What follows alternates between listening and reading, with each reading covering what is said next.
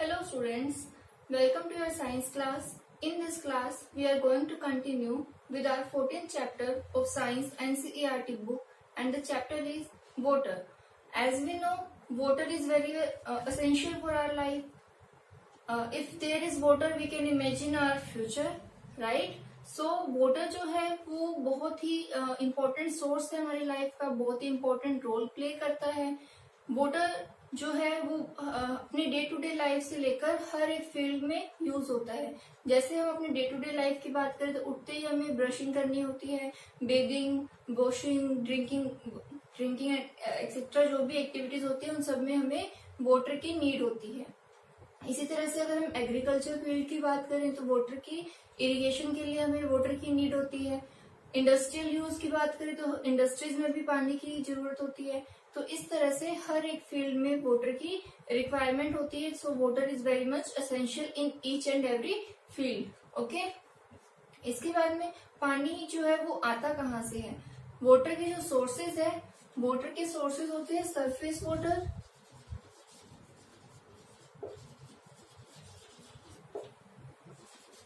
Ground water and oceanic water. Surface water को हम fresh water भी कहते हैं. फ्रेश वाटर बिकॉज इसके सोर्सेज जो है वो है रिवर्स, पोन्ड्स, लेक्स. इन सब में फ्रेश वाटर होता है. मीठा पानी जिसे हम कहते हैं, मीठा पानी होता है जिसे हम यूज कर सकते हैं directly without any treatment. Okay, ground water की बात करें तो ग्राउंड वाटर टर्म से ही हमें पता लग रहा है ग्राउंड वाटर है जो ग्राउंड में अंडर द ग्राउंड पाया जाता है. जब भी बारिश आती है, जैसे भी सोइल को पानी मिलता है, ग्राउंड पे क्या होती है, सोइल होती है. तो उस सोइल से पानी जो है वो अंदर सीप करता है या फिर पेनिट्रेट करता है. तो वो पानी क्या करता है, ग्राउंड में जाता है. और जिस लेवल तक पानी ग्राउंड में जाता है उससे हम कहते हैं water table. Water table ground में जिस लेवल तक पानी जाता है, पेनिट्रेट करता है, उस लेवल को हम कहते हैं वाटर टेबल. ओशियनिक वाटर की अगर हम बात करें तो सीज में, ओशंस में जो पानी है जो कि सलाइन होता है, खारा पानी होता है, उसे हम कहते हैं ओशियनिक वाटर. सो ये तो है सोर्सेज ऑफ वाटर. अब हम बात करते हैं वाटर साइकिल की. वाटर साइकिल क्या है? We all know that we all use a lot of water every day, every minute, every time. We use water, a lot of water. उसके बाद भी क्या है, पानी की अमाउंट जो है वो अर्थ पे कांस्टेंट है. तो उसका रीजन क्या है? उसका रीजन है water cycle. Water cycle, water cycle को हम हाइड्रोलॉजिकल साइकिल भी कहते हैं.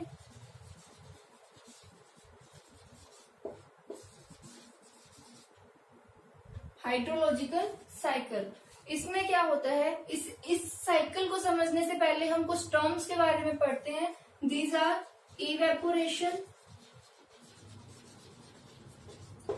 एंड ट्रांसपैरेशन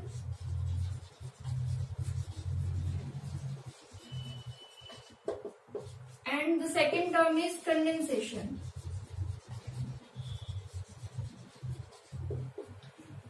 इवेपोरेशन क्या होता है? जब वाटर जो है वो लिक्विड फॉर्म से गैसियस फॉर्म में या वाटर वेपर में कन्वर्ट होता है, उस प्रोसेस को हम कहते हैं ट्रांसपैरेशन. फॉर एन एग्जाम्पल, अगर फ्लोर पे हमसे पानी गिर गया और हमने उसको साफ नहीं किया तो क्या होगा, थोड़े टाइम बाद में वो वाटर जो होगा वो डिसअपियर हो जाएगा. तो वो पानी कहाँ गया? वो पानी इवेपोरेट हो गया, वो वाटर वेपर में कन्वर्ट होकर एटमोस्फेयर में चला गया. इसी तरह से हम गीले कपड़े सुखाते हैं. गीले कपड़ों को हमने क्लोथ लाइन पे डाला, हैंग किया, और कुछ देर बाद में उसको धूप में डाला. कुछ देर बाद में हम नोटिस करेंगे कि कपड़े जो है वो सूख जाएंगे. तो उनका पानी कहाँ गया? वो भी वाटर लिक्विड फॉर्म से वाटर ड्रॉपलेट्स में कन्वर्ट होकर, वाटर वेपर में कन्वर्ट होकर एटमोस्फेयर में चला गया. सो ये प्रोसीजर क्या है? ये है इवेपोरेशन. इवेपोरेशन जितनी ज्यादा हीट होगी उतना ज्यादा इवेपोरेशन रेट भी हाई होगा. इसी तरह से ट्रांसपैरेशन क्या है? जब प्लांट्स में इवेपोरेशन होता है तो उसे हम टर्म देते हैं ट्रांसपायरेशन. प्लांट्स में कैसे होते हैं, लीव्स में स्टोमेटास होते हैं, छोटे छोटे पोर्स होते हैं, उन पोर्स से पानी जो है वो इवेपोरेट करता है, उसे हम क्या कहते हैं, ट्रांसपेरेशन। अब कंडेंसेशन की बात करें तो it is just opposite of evaporation. Evaporation में क्या हो रहा था, लिक्विड जो था वो गैसियस फॉर्म में कन्वर्ट हो रहा था या वाटर वेपर में, वाटर वेपर में कन्वर्ट हो रहा था। लेकिन कंडेंसेशन की अगर हम बात करें तो इसका जस्ट अपोजिट, ये गैसियस फॉर्म से लिक्विड फॉर्म में कन्वर्ट होता है। It is called condensation. For an example, if we take a water bottle from the refrigerator, okay, refrigerator से हम एक बोतल को निकालेंगे और उसको एक जगह पे रख देंगे, तो after some time what we will notice that there are a puddle of water on the surface of water bottle. It means उसके ऊपर छोटी छोटी ड्रॉपलेट्स जो है वो इकट्ठी हो जाती है वाटर बॉटल की सरफेस पे। उस प्रोसीजर को हम क्या कहते हैं, कंडेंसेशन। कंडेंसेशन कैसे होता है, जब एक कूल सरफेस के कांटेक्ट में गर्म एयर आती है, गर्म एयर में क्या होगा, वाटर ड्रॉपलेट्स होगी, वाटर वेपर होगी। वाटर वेपर जब कूल सरफेस के कांटेक्ट में आएगी तो वो कंडेंस हो जाएगी, वो कूल हो जाएंगी और वाटर ड्रॉपलेट्स में कन्वर्ट हो जाएंगी। इसी प्रोसीजर को हम क्या कहेंगे, condensation. Okay, now come to the water cycle. Water cycle में क्या होगा, वाटर साइकिल में इन दो टर्म्स के अलावा थर्ड टर्म आएगी precipitation. Evaporation, condensation and the third one is precipitation.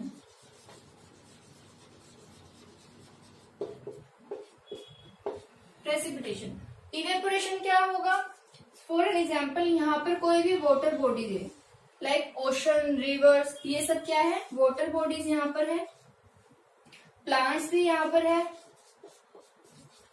Okay, तो इससे क्या होगा, वाटर जो है वो इवेपोरेट करेगा और ट्रांसपायर करेगा। इवेपोरेशन होगी या फिर ट्रांसपिरेशन होगी। ट्रांसपिरेशन होगी तो क्या होगा, पानी जो है वो वाटर वेपर में कन्वर्ट होकर एटमॉस्फेयर में जाएगा। अब क्योंकि एटमॉस्फेयर में क्या होता है, टेम्परेचर ऊपर जाकर क्या होगा, लो हो जाएगा, तो उस टेम्परेचर के लो होने की वजह से क्लाउड्स की फॉर्मेशन होगी, क्लाउड्स बनेंगे। क्लाउड्स की फॉर्मेशन किससे होगी, कंडेंसेशन से। कंडेंसेशन से कैसे होगी, जब हम अर्थ के सरफेस से ऊपर जाते हैं तो टेम्परेचर जो है वो काफी कम हो जाता है। टेम्परेचर लो होने की वजह से जो वाटर वेपर है वो डस्ट पार्टिकल के साथ कंबाइन होकर कंडेंस हो जाएगी और क्लाउड्स की फॉर्मेशन करेगी। क्लाउड्स की फॉर्मेशन होने के बाद में क्या होगा, डस्ट पार्टिकल्स जो है वो डस्ट पार्टिकल के साथ में वाटर ड्रॉपलेट्स कंबाइन होगी, क्योंकि कंडेंसेशन हो रहा है तो वाटर वेपर जो है वो ड्रॉपलेट्स में कन्वर्ट हो जाएगा और जो डस्ट पार्टिकल्स है उनके साथ में कंबाइन होकर क्लाउड्स की फॉर्मेशन करेंगे। अब ये क्लाउड्स जब बहुत सारे ड्रॉपलेट्स मिलकर एक बड़ी ड्रॉप की फॉर्मेशन करेंगे, बड़ी ड्रॉप्स की फॉर्मेशन होंगी तो क्या होगा, बहुत सारी ड्रॉप हो जाएगी, बड़ी ड्रॉप बन जाएगी, तो उसको वो क्या करेगी, प्रेसिपिटेट करेगी। क्लाउड से क्या होगा, प्रेसिपिटेशन। प्रेसिपिटेशन क्या होता है, the deposition of water from the atmosphere onto the earth in any state और in any form is called as precipitation. It means cloud से जब रेनफॉल होगा या पानी जो है वो किसी भी फॉर्म में, सॉलिड और लिक्विड फॉर्म में जब वापस से अर्थ पर आएगा तो उसे हम क्या कहेंगे, प्रेसिपिटेशन। ये प्रेसिपिटेशन किस फॉर्म में हो सकता है, रेनफॉल, स्नोफॉल और फॉग। ओके, इन सभी फॉर्म्स में प्रेसिपिटेशन हो सकता है। This one is liquid form and this one is solid form. पता है हेलस्टोन्स, ओले जिनको बोलते हैं, हेलस्टोन्स आते हैं, तो that is a solid form of precipitation. सबसे पहले क्या होगा, इसी तरह से पानी क्या है, ओशन में आएगा, फिर से वाटर बॉडीज में आएगा, फिर से वापस से इवेपोरेशन होगा, फिर कंडेंसेशन होगा, फिर प्रेसिपिटेशन होगा। तो ये साइकिल चलता रहता है और वाटर की अमाउंट जो है वो कांस्टेंट बनी रहती है। सबसे पहले क्या हुआ, ओशन से इवेपोरेशन हुआ और प्लांट से ट्रांसपेरेशन हुआ, वाटर वेपर में कन्वर्ट हुआ वाटर। उसके बाद में कंडेंसेशन हुआ, ऊपर जाकर कंडेंसेशन हुआ बिकॉज लो टेम्परेचर था, और जो गर्म इवेपोरेट हुई थी वेपर, वो क्या करेगी, कंडेंस हो जाएगी, डस्ट पार्टिकल से कंबाइन हो जाएगी। कंबाइन होने के बाद क्लाउड्स की फॉर्मेशन होगी, और क्लाउड्स जब हैवी हो जाएंगे तो प्रेसिपिटेशन की फॉर्म में वाटर को वापस से अर्थ पे सेंड डिलीवर कर देंगे। इस तरह से वाटर साइकिल चलता रहेगा और वाटर की जो अमाउंट है वो क्या है, कांस्टेंट बनी रहती है। It was about water cycle or hydrological cycle. Okay, I hope it's clear to you all. Now if we talk about rain जो है वो बहुत ही नेसेसरी है, लेकिन ये रेन बहुत कम होती है या बहुत ज्यादा होती है तो उसके कंसिक्वेंसेस क्या होते हैं, इनके बारे में हम पढ़ेंगे।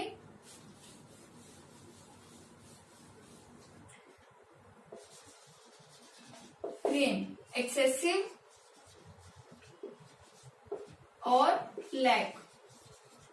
ओके, एक्सेसिव रेन होती है और लैक ऑफ रेन होती है। तो क्या होता है, सबसे पहले हम लैक ऑफ रेन की बात करें तो अगर एक जगह पे बहुत लंबे टाइम तक, 1 साल या 2 साल तक बारिश नहीं आई है तो उस एरिया में क्या होगा, सूखा पड़ जाएगा, जिसे हम कहते हैं ड्राउट। अगर एक एरिया में बहुत लंबे टाइम तक बारिश नहीं होती है तो उस एरिया में सूखा पड़ जाता है, बारिश नहीं आने से उस एरिया में क्या होता है, ड्राउट होता है, that is lack of rain. इसके कॉन्सिक्वेंसेस क्या रहेंगे, अगर बारिश नहीं आई तो जो भी सोइल है वो सूख जाएगी, ड्राई हो जाएगी। सोइल के ड्राई होने की वजह से वो काफी हार्ड भी हो सकती है और हार्ड होने की वजह से उसमें क्रैक्स आ सकते हैं। फर्स्ट कॉन्सिक्वेंसेस ये था। दूसरा कंसिक्वेंस क्या होगा कि अगर बारिश नहीं आ रही है, सोइल को पानी नहीं मिल रहा है, तो जो भी वेजिटेशन है, जो भी प्लांट्स है, उनका पानी जितना था वो तो उन्होंने ट्रांसपायर कर दिया। ट्रांसपायरेट करने की वजह से उनका पानी खत्म हो जाएगा, उनको न्यूट्रिशन नहीं मिलेगा, तो क्या होगा, प्लांट्स भी डाई हो जाएंगे। थर्ड अगर हम बात करें तो रिवर्स में, लेक्स में, इन सब वाटर बॉडीज में वाटर लेवल कम हो जाएगा और एक टाइम ऐसा आएगा कि वो सूख भी जाएगा। इसके अलावा वाटर टेबल जो है वो कम हो जाएगा। वाटर टेबल क्या था, जो ग्राउंड वाटर का जो लेवल था दैट वाज वाटर लेवल, तो वाटर लेवल कम हो जाएगा क्योंकि बारिश ही नहीं आ रही है तो वाटर लेवल कम हो जाएगा। ओके, और इस तरह से काफी, और जो ड्रिंकिंग वाटर है उसकी भी कमी हो जाएगी। तो ये सब कंसिक्वेंसेस रहते हैं ड्राउट के। नेक्स्ट हम बात करते हैं फ्लड्स की। जब बहुत ज्यादा रेन होती है तो उस कंडीशन को हम क्या कहते हैं, फ्लड्स में क्या होता है, अगर ये बहुत टाइम तक रेन कंटिन्यूटी में आती है, सेवरल डेज तक, तो क्या होगा, वाटर जो है वो एक्यूमुलेट कर जाता है, एरियाज को कवर कर लेता है, और बहुत दिनों तक बारिश आएगी तो क्या होगा, जो रिवर्स का वाटर लेवल है वो इंक्रीज हो जाएगा, तो रिवर भी ओवरफ्लो करेंगी। ओवरफ्लो करने की वजह से क्या होगा, जो लैंड है वो सबमर्ज हो जाएंगे, लैंड जो है वो डूब जाएंगे। इसके अलावा फ्लड्स होंगे तो क्या होगा, एक्वेटिक जो लाइफ है, एक्वेटिक वेजिटेशन है, एक्वेटिक एनिमल लाइफ है, वो सब भी डिस्ट्रॉय हो सकती है। इसके अलावा फ्लड्स आएंगे तो क्रॉप को भी रुइन करेंगे, डिस्ट्रॉय करेंगे क्रॉप को। इसके अलावा सोइल इरोजन भी कोज करते हैं। सोइल इरोजन क्या होता है, जो top most layer of soil होती है वो बहुत ही फर्टाइल होती है, वो ही जो है वो न्यूट्रिशंस को कैरी करती है। तो अगर फ्लड्स आए तो क्या होगा, ऊपर की लेयर तो बह जाएगी, तो उसे ही हम क्या कहते हैं, सोइल इरोजन। जो टॉप मोस्ट फर्टाइल लेयर खत्म हो जाती है, बह जाती है पानी के साथ, उसको हम कहते हैं सोइल इरोजन। तो ये सब कंसिक्वेंसेस थे फ्लड्स एंड ड्राउट्स के। अब हम बात करते हैं कंजर्वेशन ऑफ वाटर की। कंजर्वेशन ऑफ वाटर क्यों नेसेसरी है, क्योंकि हमें पता है वाटर की जो डिमांड है वो बहुत ही ज्यादा बढ़ रही है। जैसे जैसे पॉपुलेशन बढ़ रही है, इंडस्ट्रियल जो वर्क है वो इंक्रीज हो रहा है, हर जगह पानी की नीड जो है वो इंक्रीज होती जा रही है। तो उसके लिए हमें पानी को कंजर्व करना है। So for that we do conservation of water. Conservation of water necessary है, ये हमें पता है। तो इसीलिए हम पानी को बहुत ही वाइजली यूज करना चाहिए। टैप कहीं पे लीक कर रहा है तो टैप को सही जल्दी से जल्दी उसको रिपेयर कराना चाहिए। हम ब्रश करते हैं तो टैप को खुला नहीं रखना चाहिए। इस तरह से हम पानी को बहुत हद तक बचा सकते हैं। इसके अलावा हम रेन वाटर हार्वेस्टिंग भी कर सकते हैं। Rain water harvesting, rain water harvesting में क्या होता है, as the term is showing, हम रेन वाटर को कंजर्व करते हैं। रेन वाटर को कंजर्व करने का तरीका क्या है, इसको हम करते हैं घर के नीचे की साइड पे पिट को डिग कर सकते हैं, हम टैंक्स को रख सकते हैं। तो उसमें क्या होगा, रेन वाटर डायरेक्टली उनके अंदर आएगा और स्टोर हो जाएगा, कलेक्ट हो जाएगा और उसको हम कवर करके रख सकते हैं। जब भी हमें नीड है वाटर की तो हम उस वाटर को यूज कर सकते हैं। इस तरह से हम रेन वाटर हार्वेस्टिंग कर सकते हैं। इसके अलावा हम रूफ से भी, रूफ में पाइपलाइन बिछाकर, जैसे घरों की छतों पे हम क्या करते हैं, पाइप्स का कनेक्शन करते हैं जो कि नीचे उस डिग तक या पिट तक आता है। पिट तक आता है तो क्या होगा, उसमें पानी स्टोर हो जाएगा। इस तरह से हम वाटर को स्टोर करके और बाद में इन फ्यूचर उसको हम यूज कर सकते हैं। So it was about our chapter in which we learned about the sources of water, uses of water, water cycle और floods and droughts के बारे में हमने पढ़ा। We also discussed about the conservation of water. So I hope you have understood it very well. If you have any query, then let me know in the comment section. Thank you.